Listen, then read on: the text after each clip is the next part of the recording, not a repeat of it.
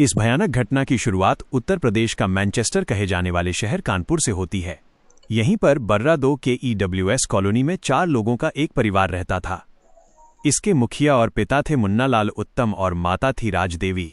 इनके 2 बच्चे थे, बेटा विपिन उत्तम और बेटी कोमल उत्तम। ये कहानी 4 जुलाई 2022 की रात या 5 जुलाई की भोर की है। रात के करीब 2 बजे बेटी कोमल को घर में कुछ आहट सुनाई दी। वो ग्राउंड फ्लोर के एक कमरे में अपनी मां के साथ सोती थी। आहट सुनने के बाद जब वो उठी तो देखा कि मां वहां पर नहीं थी। उसे लगा कि वो वॉशरूम वगैरह गई होंगी, लेकिन वो आहट 2-3 लोगों के चलने की थी। इसके बाद कोमल उठकर अपने रूम से बाहर आई। बगल में ही एक और रूम था जहां पर पिताजी सोते थे। बेटी ने देखा कि 3 लोग चेहरे पर कपड़ा बांधे हुए दरवाजे से बाहर जा रहे हैं। बेटी पिता के रूम में आई। वहां का दृश्य देखकर वो बिल्कुल सन्न रह गई। बदहवास होकर वो फर्स्ट फ्लोर पर अपने भाई के कमरे के पास गई और भाई को आवाज लगाई। वो घबराहट में अपने भाई से बोली कि नीचे चलकर देखिए, मम्मी पापा को क्या हो गया है।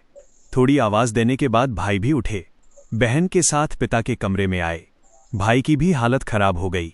माता पिता का गला कटा हुआ था और हर जगह खून बिखरा हुआ था। बहन ने बताया कि 3 लोग चेहरों पर कपड़े बांधे आए थे। उसने, कोमल ने उनको दरवाजे से भागते हुए देखा। भाई बहन ने शोर मचाया। आस पड़ोस के लोग आवाज सुनकर घर के अंदर आए। वहां की हालत देखकर किसी पड़ोसी ने पुलिस को फोन कर दिया। कानपुर के बर्रा की पुलिस मौके पर पहुंची। तब रात के 2:30 बजे से 3 बज रहे थे। भाई बहन माता पिता की हालत देखकर रोने धोने लगे। भाई ने पुलिस को बताया कि इस घटना के पीछे उनकी पत्नी के भाई हो सकते हैं, क्योंकि उन्होंने परिवार को मारने की धमकी भी दी थी। 2017 में भाई की शादी हुई थी, लेकिन पत्नी की दिमागी हालत ठीक न होने के कारण डिवोर्स का केस चल रहा था। लड़की वालों ने मुन्नालाल और विपिन से मुआवजे के तौर पर 50 लाख रुपए की मांग की थी और न देने पर जान से मारने की धमकी दी थी। पुलिस ने साले के नाम दर्ज किए और पूछताछ के लिए फतेहपुर टीम भेजी। पुलिस ने भाई से और पूछताछ की। भाई ने बताया कि कल शाम को बहन कोमल ने उन्हें अनार का जूस दिया था। ये जूस वो घर पर ही बनाती थी। उस रात भी 9:30 बजे के आसपास उसने जूस दिया था, पर उन्हें जूस का टेस्ट ठीक नहीं लग रहा था। इसलिए भाई ने 1-2 घूंट पीकर ग्लास रख दिया और सोने चले गए। बहन भी बेतहाशा रो रही थी। पुलिस ने उससे पूछा तो उसने बताया कि वो मां के साथ सो रही थी। आहट सुनकर उठी तो मां नहीं थी। बाहर आने पर उसने 3 लोगों को घर से निकलते देखा। लेकिन पुलिस ने जब CCTV फुटेज चेक किए तो रात के 11 से 12 बजे के बीच केवल एक आदमी घर के अंदर जाते दिखा और 1 से 2 बजे के बीच वही आदमी हाथ में प्लास्टिक बैग लिए जल्दी जल्दी निकलता दिखा। कोमल के 3 लोगों वाले बयान और फुटेज में केवल एक आदमी दिखने से पुलिस को शक हुआ। पुलिस को समझ नहीं आ रहा था कि आखिर सच क्या है। घर छोटा था, फिर भी किसी को आवाज क्यों नहीं आई।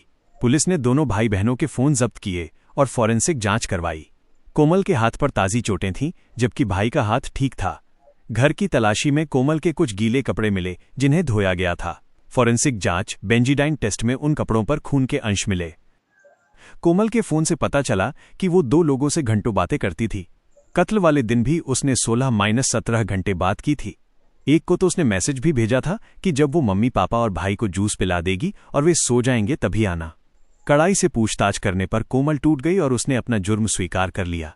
असल में कोमल को 2021 में पता चला था कि वो मुन्नालाल की सगी बेटी नहीं बल्कि गोद ली हुई बेटी है।